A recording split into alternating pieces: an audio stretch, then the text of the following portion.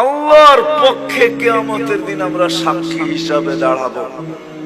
আমরা যখন সাক্ষী হিসাবে দাঁড়াবো তো আমাদেরকে আল্লাহ মাঠে দাঁড় করাবে না, আল্লাহর পাশে স্টেজে দাঁড় করাবে।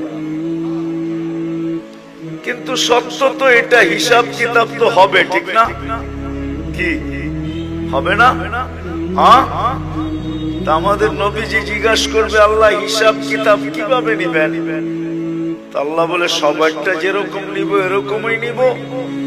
আমাদের নবীজি বলবে যদি সবার সামনে আমার উম্মতের হিসাব কিতাব নেন তাহলে তো আমি তো লজ্জিত হয়ে যাব, কেননা আমার উম্মত তো দুনিয়াতে গুনাহ করছে, আমি তো লজ্জায় পড়ে যাব। আল্লাহ জিজ্ঞাসা করবে তাইলে কিভাবে নিব?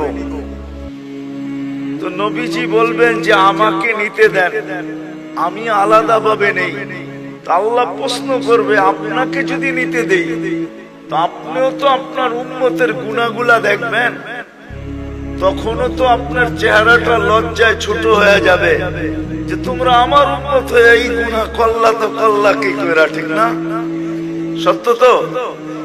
আল্লাহ জবাব দিবে বন্ধু ওয়াদা আপনার চেহারা আমি লজ্জিত করব না, বিদায় আপনার উম্মতের হিসাব কিতাব নিব আমি বটে, কারো সামনে না, আপনার সামনেও না, আমি পর্দার ভিতরে নিয়ে নিব, আপনাকেও জানতে দিব না, কাউকে জানতে দিব না।